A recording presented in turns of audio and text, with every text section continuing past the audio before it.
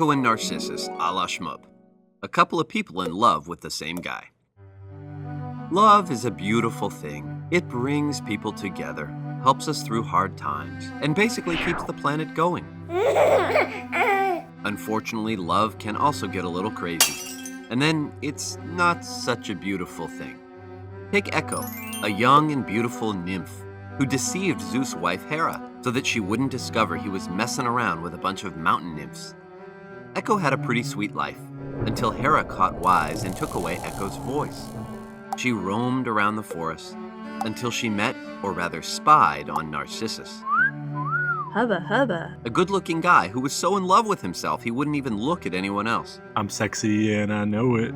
So, because he would never be hers, Echo withered away to nothing. I can't eat, I can't sleep. Narcissus ultimately bit the dust because he couldn't have the love of his life himself. I can't swim. So, which one of these two were creepier? Give it to me. It's mine. Can't say we'd enjoy an evening with either one, but we know one thing. Echo was one scary nymph. Boo! Ah!